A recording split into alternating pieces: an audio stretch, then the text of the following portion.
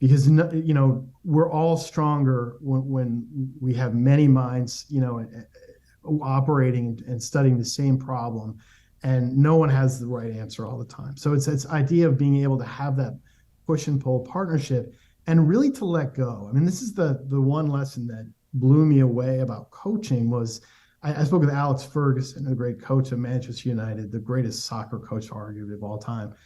And he said something shocking. He said, everything that happens inside Manchester United, I mean, down to what is on the training table, down to exact moment the bus leaves, every little detail of the operation is me. I am involved in everything. But the minute that whistle blows and the game begins, that is the end of my, it's up to the captain to implement the game plan. This is the Business of Advice podcast, where we help good advisors become great business owners. Hey, if you are a fan of sports, you are going to love today's guest. He has researched the best of the best when it comes to team sports and put his work together in an incredible book. I'll hold it up here for those of you who watch online. It's called The Captain Class, A New Theory of Leadership. A lot of people listen to this podcast know Bo Eason really well, and about a year ago, Bo said, man, I just read the best book I've read in years. I'm sending it to you, and I would agree with that. So Sam Walker is joining us today. In addition to this book, for a long time was a writer for the Wall Street Journal, their leadership columnist. Sam, welcome to the Business of Advice podcast. Thanks, Cody. Thanks for having me. Excited to read this. I love sports, and when Bo, who I know you just spoke to his mastermind group too, and that's what got us connected here. He's like, man, you got to have him on the podcast. So excited to jump into this, but maybe that's a good jumping off point is how maybe give people the backstory to this book that you wrote and really what you researched and how it led you to this idea of captains. Well, it's a great question. So for years, I had a very unusual job. I was the sports columnist for the Wall Street Journal, which sounds about as weird as it sounds. And this is back before the Journal had, a sports department, which we founded later. And we didn't run photos in the paper. It was just little sketches. So it was kind of a strange place to be covering sports, but it was all I could do really to just cover the big events and the Masters and the World Series and the Super Bowl and, and the Olympics and, over and over again in this sort of endless cycle, which was amazing. But, the only thing I saw with any great regularity were great teams, teams that were championship caliber teams. So I started to get really curious about this. I thought this is my beat, right? This is my specialty. I'm going to try to figure out what it is that makes great teams great. And I started this long journey and just went down this very deep rabbit hole trying to figure out what it was. And the book was really, trying to first identify what the greatest teams in sports history really are. And that took years because no one had really done that. And I got my list and I started trying to figure out what it was. And I went through everything. I mean, I looked at talent, I looked at tactics, I looked at coaching, I looked at money and resources, everything I could think of that would explain greatness. And at the end of the day, there was really only one thing all these teams had in common, and that was sort of became the thrust of my book. So it was about 11 years, from the beginning to end to actually do all the research that went into the book. And I was doing other things at the time. It wasn't just solely that, but yeah, no, it was really a process of elimination. I think. One book that really inspired me was Good to Great by Jim Collins. And it was kind of a model. I was like, could I do this for sports and try to explain what the seeds are of enduring, sustained greatness? And really the book is not about teams that had one good year or two good years. It's really about teams that sustained success for a very long time. So minimum of 4 years of just total world domination in a sport. And, some of them went much longer than that, but that was kind of the basis of the whole premise. And then I really narrowed it down to what I think the answer is, the one thing that you absolutely have to have in place in order to have a great team.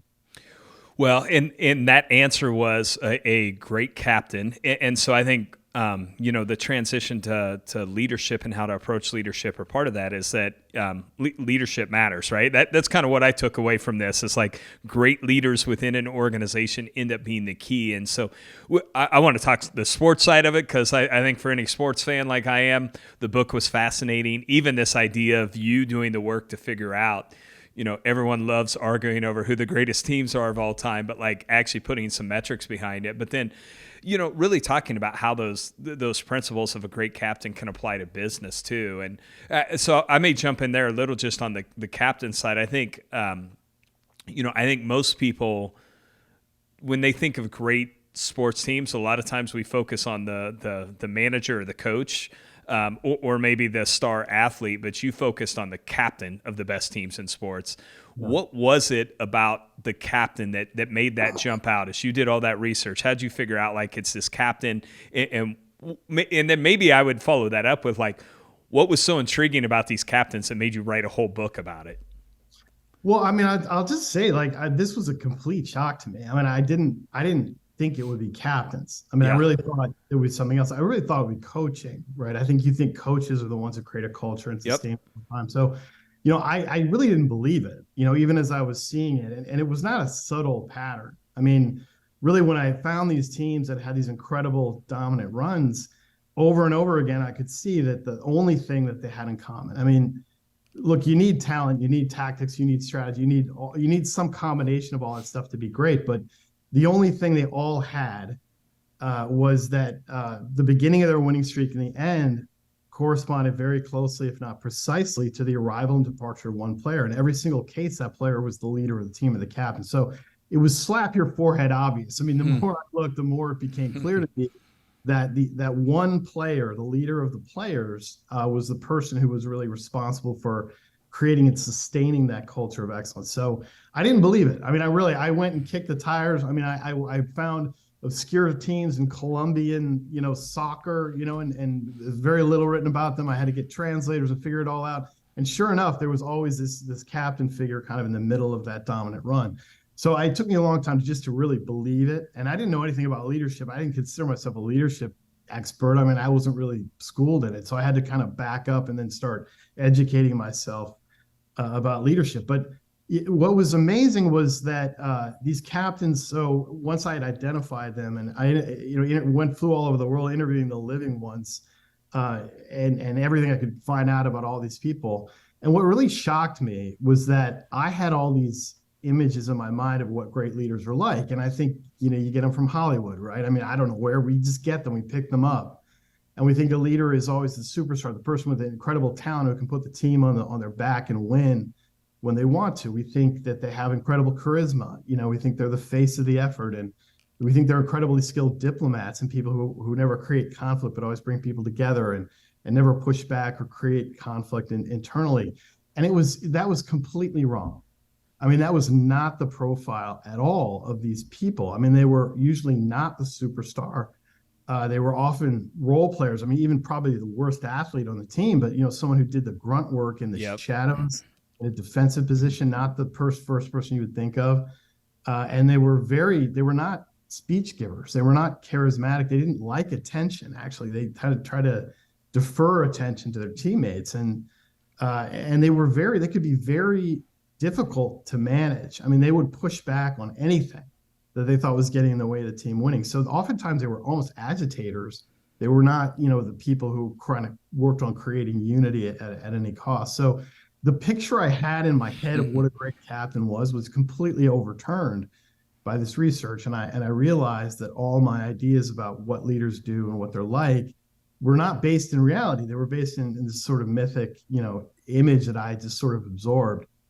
And it just was a complete, turning over of my thinking. So I realized that I felt I had a responsibility to get this right and to figure it out. And that's why it took so long. I mean, it took me 11 years to really unwind why, what these captains were like, what their shared characteristics were, and why those characteristics made their teams better. So it was an incredibly difficult process, to rethink and unlearn everything you had learned.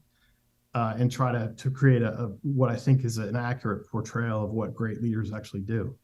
I think, to me, being a sports fan, I think that was what was so intriguing about it is probably, I think most of us that are in leadership and like sports have that similar, I would say like the Tim Tebow, right? Like envision this guy who's like does everything right, brings people together, the star player on the team, also the guy that's going to give up the fiery speech and all that. And then when you read it, you're like, nope, it's not who it was at all. So, and we'll jump into that, but maybe even to set the stage. And obviously, I think people should go read it.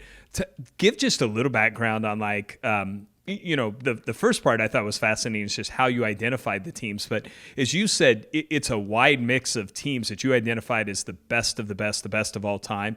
Maybe just, you don't have to name them all because I think there were almost 20 in there, but like give some examples of what those teams were and then maybe who the captain was. Because some people will know these teams and obviously, who the captain was of them also. Yeah, well, there were some teams that I think people knew about. I mean, they were, especially in this country. I mean, I think the Boston Celtics and Bill Russell's time, clearly, I think the best dynasty in the history of all sports.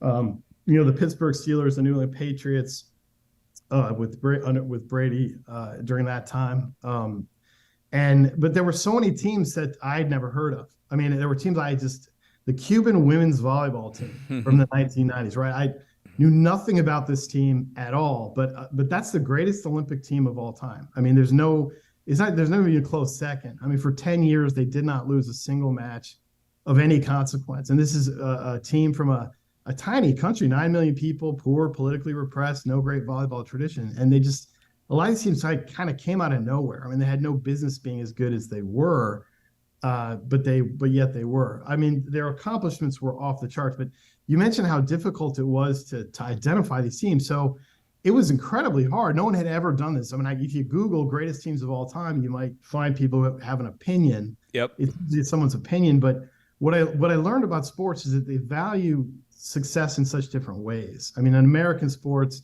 most of our leagues, it's really about winning the championship. So your record during the season doesn't really matter, right? It doesn't matter how many games you win or lose as long as you win the title. So, but in other sports, it's really important about winning and losing every particular game. Maybe there's a World Cup cycle every 4 years where that's the goal and not everything else that happens. So the teams don't value success the same way. So what I had to do, there's no one statistic you could use. So what I did was I basically took I spent years on this, looked at every single winning team in the history of sports. And this is 37 categories of sports since the 1880s all over the world. And I came up with 8 tests that a team would have to pass, I believed, in order to be considered one of the greatest teams of all time. And some of it was they had to play at the highest level of their sport against the other great teams of the era. And they had to have done something that no other team had ever done, whether it was the number of championships they won in quick succession or their winning percentage, something that was really off the charts. So all these teams had some achievement that was really off the charts. And the main thing, though, is I wanted to study these teams at sustained excellence. So I set the minimum of 4 years, 4 years of total domination. Some of these teams went 10, even 18 years, but that was the minimum. And that really narrowed it down to this list of 17 that I really thought are the greatest teams of all time. A lot of cases, like Barcelona, the great, soccer team of the 2000s, I think the greatest club soccer team of all time. One of the things that was so surprising was, you think of that team, you think, well, there's Messi, right? Mm-hmm. Messi, they had Ronaldinho, they had all these famous players. But the captain of that team was this guy, Carlos Puyol, who was a defenseman, who was not a great player, but he was the heart and soul of that team. And over again, I would find that it was not the person you thought it was going to be. It was someone who was the captain, the leader of that team was someone who you might not even know. In a lot of cases, there was a Australian rules football team from the 1920s, and I could find almost nothing really written about this captain. Very little, biography. They weren't the person that everyone focused on. They were kind of behind the scenes, and it took me a long time to figure out how you basically lead without being the best, most important player. And that was such a big part of learning about what leadership really is. So it was a fascinating process, and that alone took years. I could have just written a book about that. And again, I'm not trying to settle this Barstool debate. Greatest Barstool of all time, the greatest team of all. I mean, that's come on, it's fun to talk about that. But I just wanted a sample that I believe there's no question about the greatness of these 17 teams.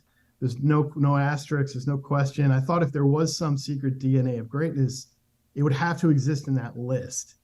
that particular list. So that's kind of the process. It's cool. One of the things one of the things I was excited to talk to you about is just, okay, how do we take some of these lessons and maybe more than anything, you even talked about good to great as an example of this, but it's, to me, what stuck out to me is it's that idea of sustained excellence, right? That they've done this over a long, long period of time. And I think most of the people that listen, most of the advisors we work with, I think they don't want to be this like, hey, we have a great year or two, but how do we build a system that allows us to sustain this over a long period of time? And so much of that, what I took away from the book is you've got to identify the right people that are put into trusted roles of leadership. So I'll maybe transition it there. What were some of the common traits or characteristics that you found among the captains that studied? And I know you kind of hit on, some of the things you thought maybe they were that they weren't. And I think even one of the things that jumped out to me is, I'll say it this way, leadership is not easy. And so these seem like people that were willing to do the hard and maybe even unpopular things that other people may not have wanted to do, but they knew that's what it was going to take to win at the highest level. So maybe just share any characteristics you found, and then you kind of hit on some of the surprising findings, but you might want to dig a little deeper on some of those. Yeah, well, it's a great setup. So there were two things that I think the overarching ideas of what I found. There were 7 traits that I identified in the book, the 7 traits of elite captains, things they all shared. And I'll get into those in a second. But I think the main overlying principle was the leadership is actually simple. It's simpler than we think it is. There is a right way and a wrong way. There is all these captains followed basically the same behavior pattern. So it's simpler than we think it is, but something can be simple and not easy. That's the thing. It's not easy. So most of the time, what I discovered is that when you're in a leadership situation, you have a couple of options.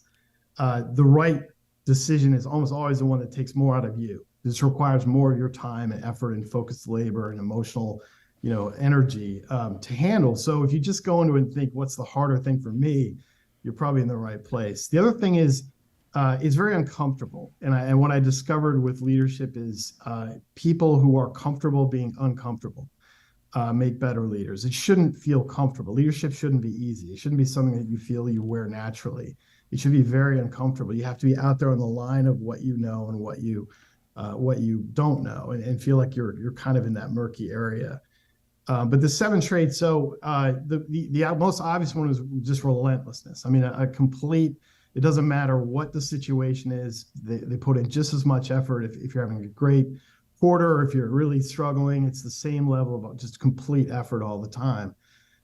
There's this sort of toughness and emotional control, which I thought was very interesting. The ability to use emotion that's helpful, but then to shut it down when it's not helpful, and to be able to continue to give high effort and be present even when you're going through something personally difficult.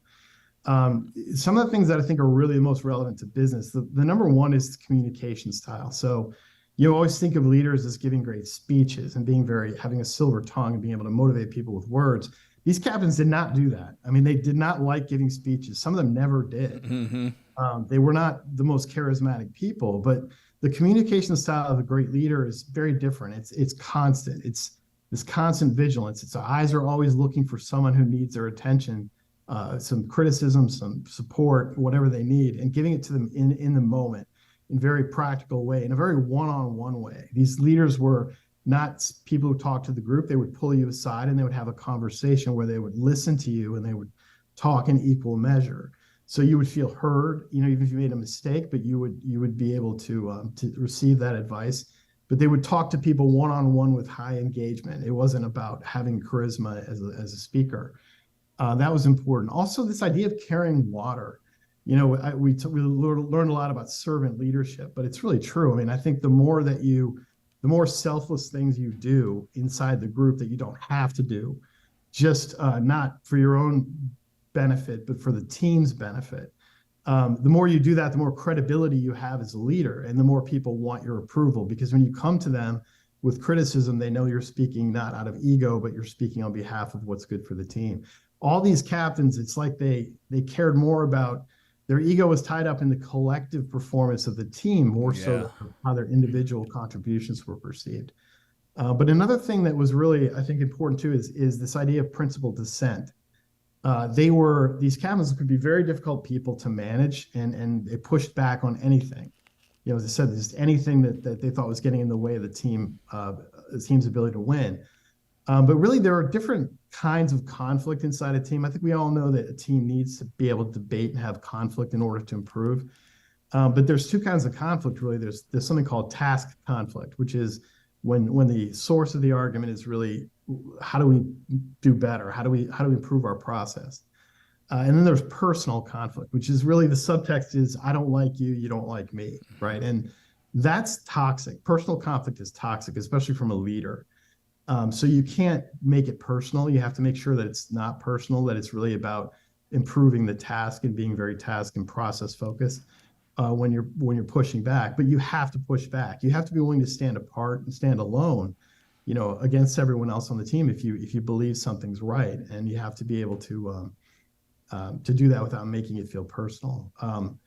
So there was also a lot of nonverbal motivation, I think, that goes into being a great leader. A lot of what you project and your body language and how you present yourself inside the group as well. So those 7 traits were really universal. I mean, depending on the kind of team you have, some will be more important than others.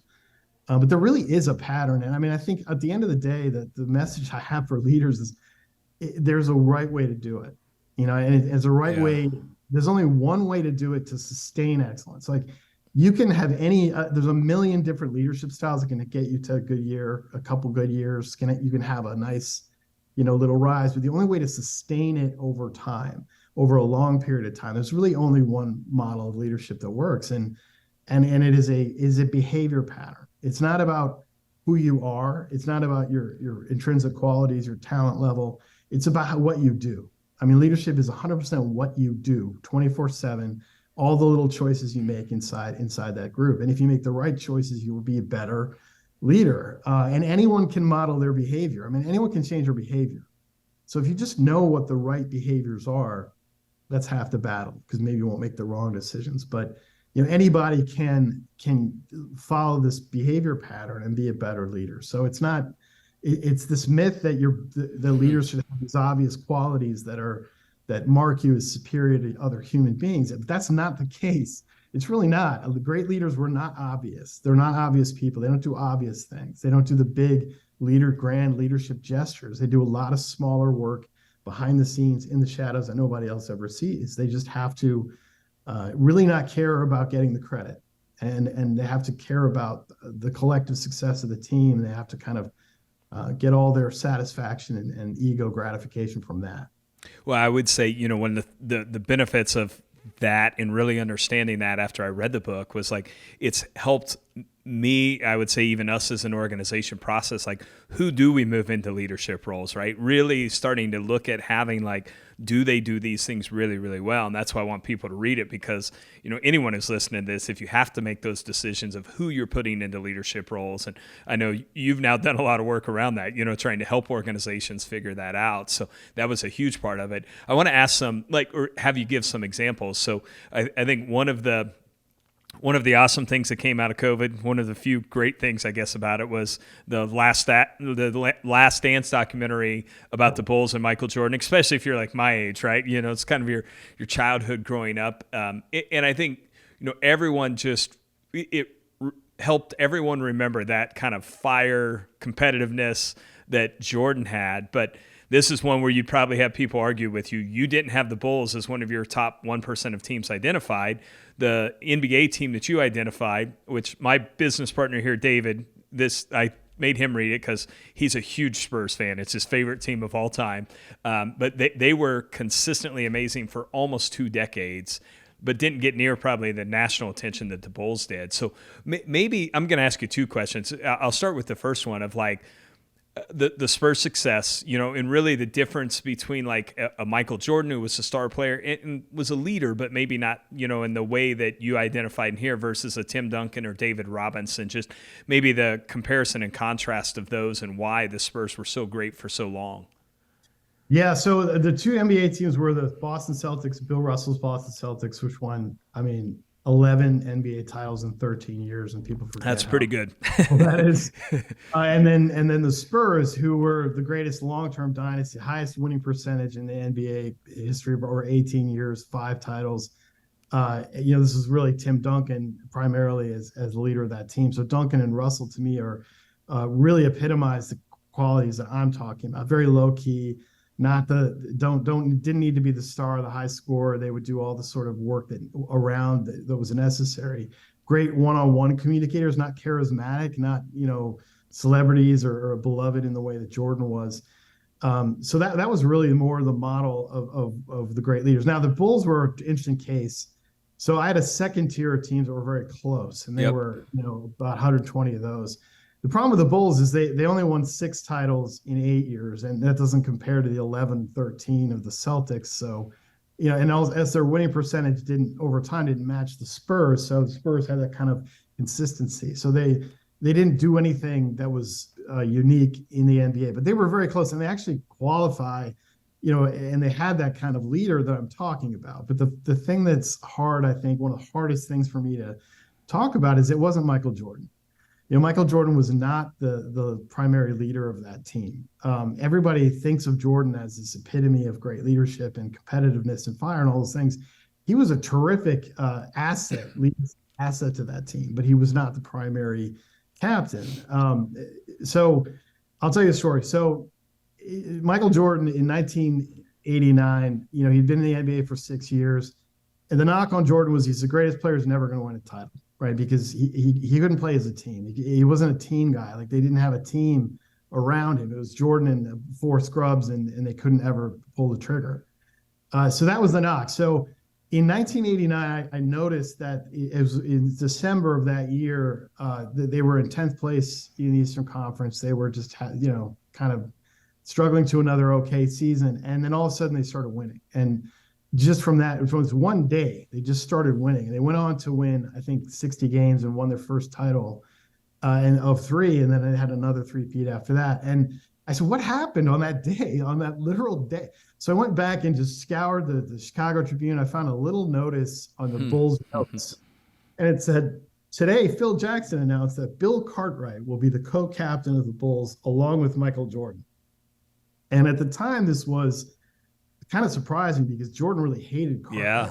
He traded Charles Oakley, who was his buddy, and he made fun of, he called him Medical Bill. He threw him bad passes on purpose. I mean, he really would talk about him while he was standing in his locker, sitting next to him, and say, talk about why he wasn't a great player and all these reasons they shouldn't have traded for him. So it was a real surprise that Jackson did this. But Bill Cartwright had all these qualities that I described in the book. I mean, he was kind of walked out of the book in terms of what he did. He really focused on getting the younger guys to play as a team. He focused on all the thankless work that goes on behind the scenes, the kind of just constant communication with people. He was absolutely the least charismatic person you've ever met. I mean, just really like no charisma at all. Not a star, not anyone was interested in individual accolades at all. But when Jackson decided to make him the captain, it was a signal to the other players that, okay, like this is a team. He got everybody to buy in. They started really playing the triangle. Even Jordan started, playing a more team-oriented brand of basketball. And as angry as Jordan was about that decision, after they won the first 3 titles, he actually said, that it was Bill Cartwright who made the difference, getting Bill in and getting him behind the scenes to really do the hard work. And it's funny about Michael Jordan because everyone talks about him as a leader. Show me, he's never talked about himself as a great leader. He's never, the only time he ever talked about his leadership, he said, I need to do better. I need to be a little bit better. He played a very specific role. I mean, he's a superstar. Most of the superstars that I've found on these teams, it's hard to be a superstar. And you have to be selfish in a way, and you have to take a lot of shots even when you're not on. You have to take the pressure and all the attention that comes with it. So superstars often need to be left alone. They need to be left to be on an island. They can't be expected to do all the hard work of leadership behind the scenes. They need someone to handle that. And on all these great teams, the superstars were very team-oriented people, but they also stood apart. Pelé, from the great Brazilian soccer teams, was never the captain. Steph Curry, the Golden State Warriors, another great recent dynasty. I mean, Andre Iguodala was really the leader of that Mm-hmm. team. And he knew that as the superstar, he couldn't actually do all the work of leadership. So that's the thing. I mean, Jordan contributed. He was the pace setter, the sheriff, the igniter, the person who brought that team alive and pushed people and played an important leadership role. But he didn't do all the hard work behind the scenes that a captain has to do. And until Cartwright came along, they weren't really able to do that. So they're a great example, really, of how we sometimes get it wrong. The public perception of who the leader is and who's actually the most important figure on the team is often very different from what's actually going on inside the group. And that was a great example of that. It's we do in December we do an event we called our AE Leadership Summit. So it's kind of our top offices, and it's really focused on leadership. And I think it was three or 4 years ago, we actually had, we were in San Antonio and we had R.C. Buford come, who was the GM of the Spurs for that long period of time. And, one of the things that he said, and I'm setting this up to ask the question a little, is he said, one of the benefits that we had is that Tim Duncan and Greg Popovich really worked well together and operated, on the same page and just had this great working relationship. But like you said, not in a way where it's like Duncan would challenge Popovich, right? And Popovich would challenge Duncan. And I do think one of the things he said that was interesting, and even that's maybe a little different than some of the captains, is he said it was, one of the benefits we have with Duncan is he did happen to be our best player, but also was the guy really willing to not share it. Like, he didn't care about the spotlight. He's like, so many times the best player wants the spotlight. But I'm going to tie this back into the question is how important is that coach-captain relationship? And then what are the important things for a coach? So in our world, the owner of the business, what are the important things for that owner to understand about how to lead a captain, and how to interact with them and how to build that relationship in the best way possible? It's a great question. There were such different skill sets, really, being a great coach and a great captain. And one of the things that was shocking to me was, as I said earlier, I thought coaching would be the thing. I really thought when I started this process, I thought coaches are the ones who create a culture and sustain. And that's where I thought we would wind up. But I was shocked because only one of the 17 teams I mentioned had a coach who was already considered to be a great coach when that streak began. Mm-hmm. All the others had a mediocre career record or a losing record, or had been fired from a previous job, or had very little, or even no coaching experience. It was their first coaching job, and they had this dynasty. Some of these teams actually changed coaches during the middle of their runs. So it's not that coaches aren't important; they're extremely important, but they're not that one critical factor. But what I discovered was a lot of these teams had great coaches. Popovich from the Spurs is a great example. Popovich had never coached before, right? I mean, he installed himself as the coach. He was the GM, when that run began. But the thing I discovered was that all of the great coaches who really added value on these dynasties, they had a very distinct relationship with their captain. Mm-hmm. And this was fascinating. I did not see this coming. It was not a boss underling kind of relationship. It was not. They didn't want a yes man, right? I mean, none of these coaches did. They wanted someone who would push back, and it was really a partnership. There was a lot of mutual respect and a lot of affection, but the key was that they could argue. I mean, they could really bicker. And Duncan and Popovich were hilarious because, Popovich would rip Duncan for some dumb play, and they would be so mad at each other. There's one I have this clip in my speeches of Duncan was so mad at Popovich that he wouldn't even sit in the huddle. He went and sat at the scorer's table because he was just so mad. They were so mad at each other. And then after the game, you could see them talking it through and making up. But Popovich understood that sometimes Duncan's going to be right, and you need someone who's going to save you from your worst impulses. And sometimes he would just let Duncan be right and go with that. And Duncan would understand that sometimes Popovich would be right and he would have to back away. Mm-hmm. They would bicker like an old married couple. I mean, they really fought, but they would always, make up, and they always were on the same page and had the same goal. And that's a tough relationship to have. But I think when you're thinking about your second, your field general, your captain, whoever that is in your organization, the first question has to be, am I willing to defer to this person sometimes and let them be right? because we're all stronger when we have many minds, operating and studying the same problem, and no one has the right answer all the time. So it's idea of being able to have that push and pull partnership and really to let go. I mean, this is the one lesson that blew me away about coaching was I spoke with Alex Ferguson, the great coach of Manchester United, the greatest soccer coach arguably of all time. And he said something shocking. He said, everything that happens inside Manchester United, I mean, down to what is on the training table, down to exact moment the bus leaves, every little detail of the operation is me. I am involved in everything.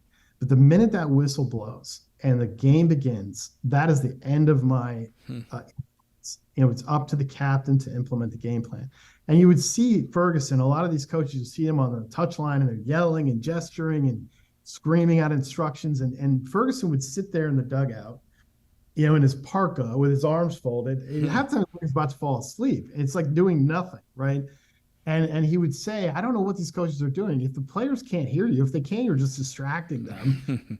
Just let them play like you're not a player. And it was that ability to let go and just defer to that person who you'd given the responsibility to implement the game plan. And it's so hard for us to do sometimes. We want to micromanage people. We want to second guess them.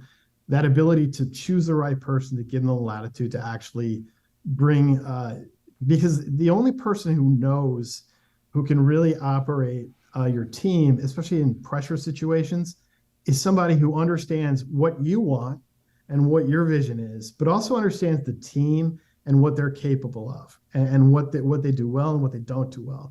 And it's the ability to blend those two things, the vision that you're handing down and what the team's actually capable of. And that is a middle manager's role. That is someone who's able to fuse those two things together. And that's what a captain is, a middle manager, someone who is able to bring those two visions together. And being able to let go and to choose the right person is absolutely critical, I think, to having enduring success. Look, you have a couple of good years with anyone, right? But if you want to really sustain it over time, you need the perfect balance. Yeah, and I don't know how to ask this question exactly. One of the mistakes I think I've personally made over times here at Advisors Excel, I see other people make it, and it's maybe that Jordan examples. So many times we tend to put the best doer, or the person who's kind of the superstar in the role, in the leadership role.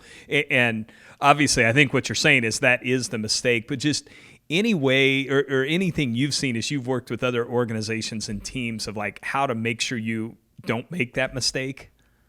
Great question. I mean, that's something I spend a lot of time on, is really trying to make sure that people are looking for the right things. I mean, the problem is that I think, we tend to evaluate our leadership in these moments of great success, when we've achieved something amazing, or when we fail.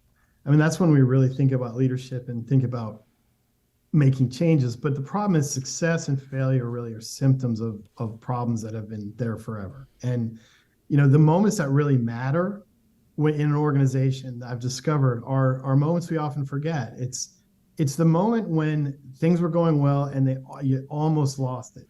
It almost fell apart, right? And in these dynasties, the real key moments are some game they almost lost but didn't, or was way closer than it should have been, but they got through it. And those are the moments when you really understand who the leaders of your team are, because if people really care about the collective, they're gonna.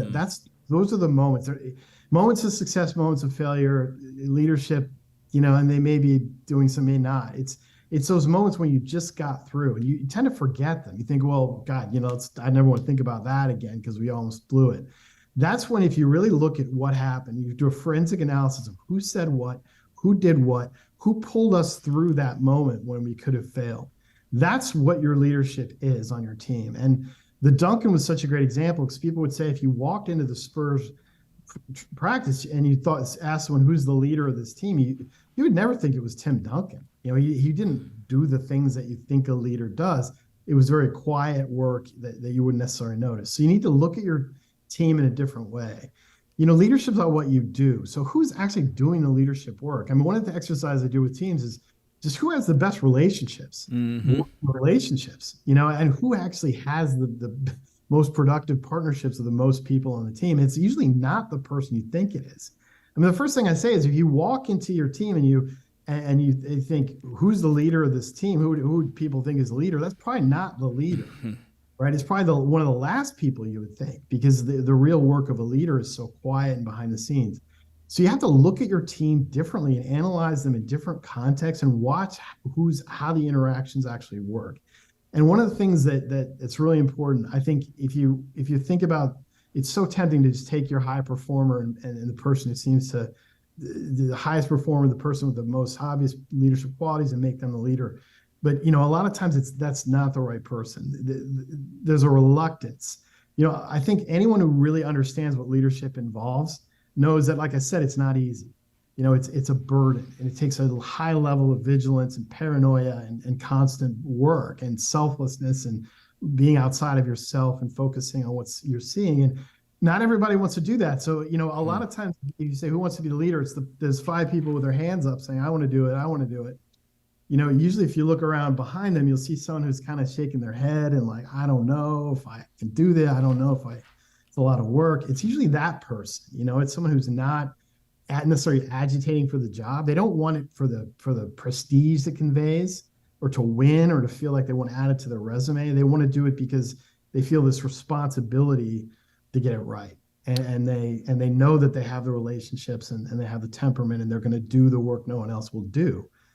That's the person you want. So sometimes you just have to really change the way you have to pay a lot more attention to how your team actually functions together as a group. One of the things I think the book helped me kind of understand, but I've also now, like, watching it and seeing it, so many times the best doers, the reason they're the best doers, that's how they get recognition, and they're driven by the recognition. So they get really good at the job because they like the praise and the recognition that comes with that. And I think the thing I realized from this is, like, those people usually aren't the people you want in leadership roles, right? Because leadership's about how do you get recognition and praise to everyone else and kind of deflect it yourself. And I think that's one of the things I've seen over the years is, like, you can't necessarily put those people in there.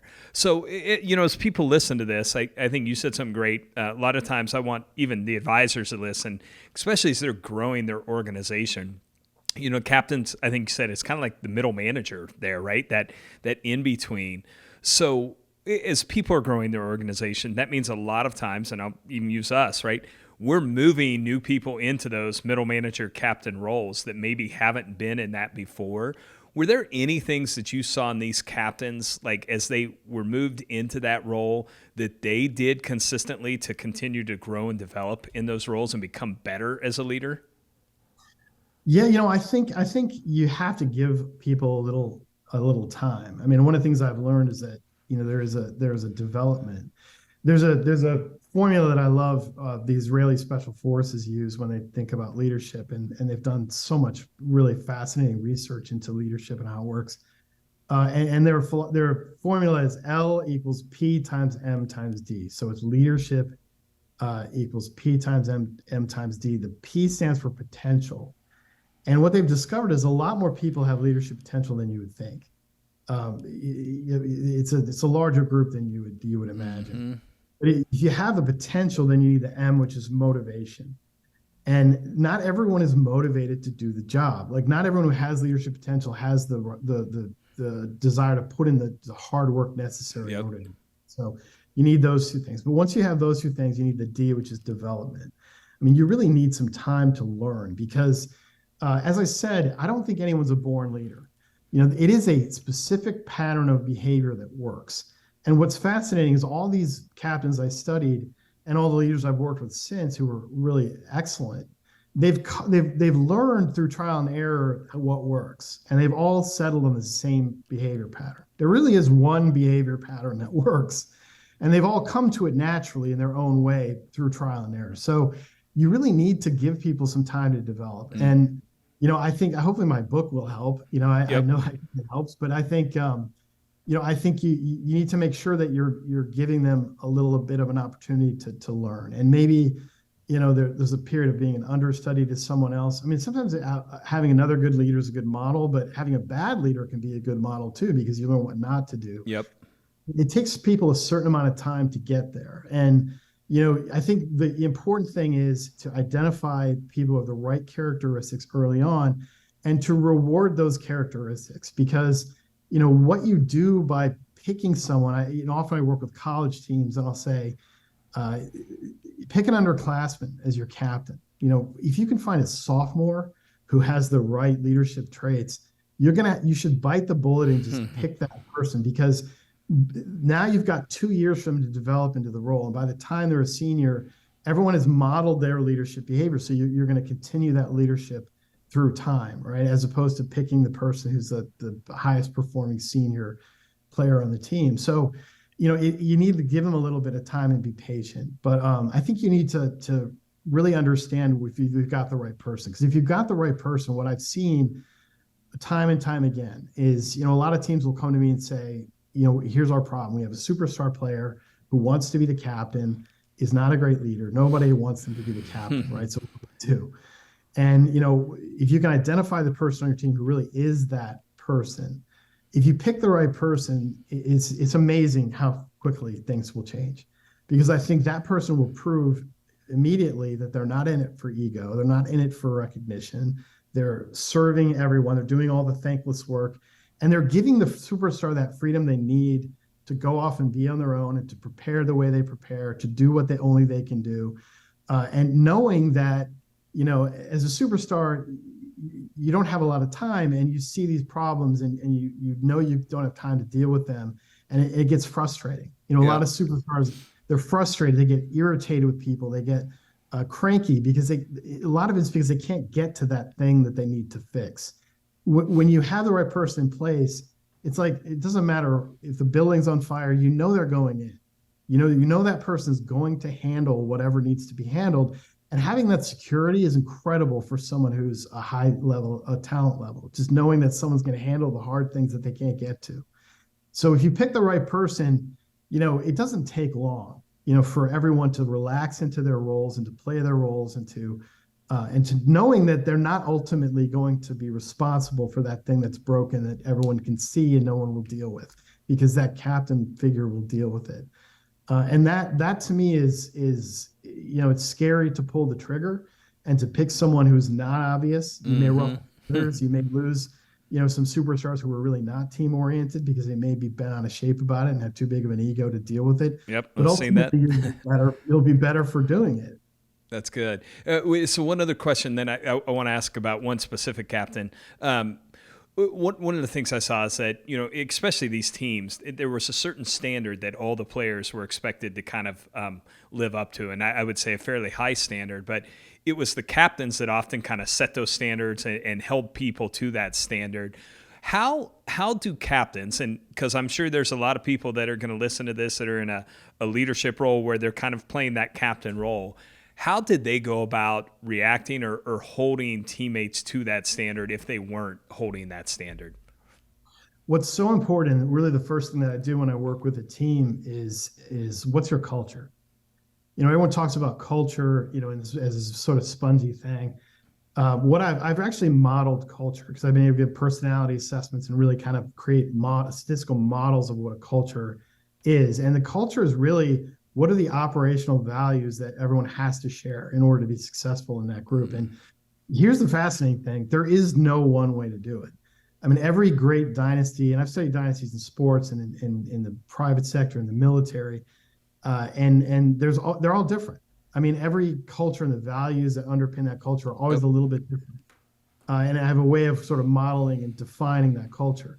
So once you know what your culture is, and your leaders have to embody that culture, whatever it is, and they need to have certain strengths and certain core competencies that reflect your culture. So first understand your culture. Why are you good? And such an important thing. I mean, it sometimes sounds cheesy, but messaging is so important. I mean, all these great dynasties had these great sayings that and they weren't just, we have integrity, or we have, confidence, or we are selfless. It's almost instructions. It's like the New Zealand All Blacks rugby team, sweep the sheds is their thing. It's like, do this sort of menial stuff, to support the team that you don't have to do. I work with the LA Rams, and, we've been trying to kind of build a dynasty in a very intentional way. And, Sean McVay is great in terms of all these things. We, not me, keep the main thing, urgent enjoyment, wake up sprinting, don't be scared. All these things that we say inside the building, they're written on the walls, they're all over everything. But those are almost instructions for people on how the culture is supposed to work and what you're supposed to think. And when people get into situations where they don't know what to do or they have to make a decision, they have these like ideas, these sayings, these definitions of the culture in their head that guide them. So, they're able to make kind of the right decisions on their own without a lot of leadership input. So knowing what your culture is so important. And then finding that leader who has these essential qualities of leadership that I've described, but also who embodies your culture, who is really the walking embodiment of it, is not afraid to enforce that culture. I mean, that's the most important thing is when they see something that doesn't fit the culture, are they immediately engaging with that person and explaining and listening to them and having that difficult conversation? Are they willing to have that little micro confrontation to enforce the standards? So that's super important. I think, encouraging and empowering people to be themselves and to enforce that culture and to have conviction when they do it is super important. I said I want to speak or ask about one of the specific captains, but there's so many great stories of all of them, the things that they're willing to do. But I think one of the more fascinating stories is about Bill Russell. And you obviously talked about the Celtics, but even to the point where he was so focused on the team when he got nominated for the Basketball Hall of Fame, like he wanted to refuse the award, like didn't want it because he felt it was too much of an individual award. So, and I think one thing you wrote that I pulled out of the book is you said he devoted himself to defense and to doing whatever grunt work fell through the cracks, to make sure that the team was successful. Like, I know all the captains had their strengths, but kind of feels like he was like that ultimate, like, captain, of a team. So just, can you talk about even that story a little bit, but just some of the things that Russell did so well? He is, I think, the greatest captain who ever lived, in terms of his accomplishments. I mean, the Celtics won 11 NBA titles in 13 years. I mean, it's just, imagine that. It's crazy. 8 in a row. Fewer teams back then, but, the teams stayed together longer. They were, I think, better on the whole. So I don't just imagine winning 10 titles and then winning another. The greatest stat I love about the Celtics was they played in 10 game sevens during that run, that 13-year run. 10 times they had a game 7. They were 10-0. Wow. Never lost a game 7. I mean, that is not, that's will, right? That's not, the luck would say you're only going to win 5. But anyway, so Russell was this incredible, ahead of his time, a misunderstood figure who, he did not care about scoring. He wasn't a great shooter. He couldn't really handle the ball. He did all these things you weren't supposed to do. You weren't supposed to leave your feet as a defender back then. They taught you not to leave your feet. He would leave his feet, he'd block shots. He would make passes. He would focus on rebounding. The NBA didn't even count rebounds or blocks. They weren't even stats that they counted at the time. So he was a completely contrary thinker in the way that he played. All he cared about was making his teammates better. And he would do all these things inside the team to fire them up, but also to make them the stars of the show and make them better. He was really prickly. Like he didn't have the superstar mentality. I mean, he didn't like signing autographs. He thought it was weird. He didn't care about the fans or adulation or endorsements. He cared only about his team. His teammates loved him unconditionally, but everyone else thought he was a cranky old guy and didn't like him. But the epitome for me was that story about the Hall of Fame. So he was clearly a Hall of Famer, right? And a first ballot Hall of Famer. He gets the letter from the Hall of Fame, and he sent a letter back saying, thank you for the honor, appreciate it, but I'm not interested. I don't care. I'm not going to the induction. He didn't go to his own induction. He's never visited the Hall of Fame. And no one understood this. They thought he was a weirdo, right, for years. And he never really explained it. He finally explained it. He said, I consider myself a team player. So if you want to honor my team, that's fine. But I don't understand why you would take an individual out of this team effort and give them some honor without all their teammates. It didn't make sense to him. And it doesn't really make sense for a team sport. I don't understand why we have a Hall of Fame for team sports, because if you're not inducting everyone, it doesn't work without all the help that you get. So that was his mentality, but it was genuine. I mean, he wasn't trying to be humble brag or something. He was just, that's the way he saw things. He thought his role was to make everyone better. He didn't care how he was perceived individually. So he was a fascinating guy, and just was really, he really mellowed out in his later years, and sort of, relaxed into being, Bill Russell a little bit. But when he was competing, he just immediately deferred to his teammates. He wanted no part of being a hero or celebrated. He just really, all he cared about was team titles. It's cool. I mean, really. It's a great story. And I think, the thing I love about this book, everyone who's trying to put people in leadership roles, read it because you're going to understand. Okay. I want to ask you a couple quick lightning round questions. These can be simple answers. I'm going to change the first one up a little bit, because what I've been asking people is like, hey, since COVID, was there something new about leadership you learned? But since this entire book's pretty much about leadership, I want to read, there were a couple things specifically I highlighted. And one is, you said, the truth is that leadership is a ceaseless burden. It's not something people should do for the self-reflected glory or because they have oodles of charisma. It's something they should do because they have the humility and fortitude to set aside the credit, which was great. And then later you say, a great leader is dedicated to doing whatever it takes to make success more likely, even if it's unpopular or controversial. Or completely invisible to others. A leader has to be committed above all else to getting it right. So those were a couple things that jumped out to me, but I'll ask you this. Is there one thing that you learned about leadership as you wrote this book that jumped out above all else to you? I think everything was so counterintuitive for me. It's hard to pick one thing. I think, I do think it's about having your ego tied up in the collective result and not in your individual, how your contributions are perceived. One thing I've learned in working with teams since, I think has really resonated with me, because I see it over and over again. It's this idea that you can only lead the way, you have to be authentic, right? And I think one of the great challenges for people is burnout. I think leaders try to do too much. Most leaders try to do too much, even great leaders. And ultimately, you're draining your battery. I think a lot of being an effective leader is understanding what your core strengths are as a leader and pouring into those, and being able to delegate the things that really drain you, that you're not that good at. So, the key thing I think that I see, especially with successful leaders now, is that burnout thing.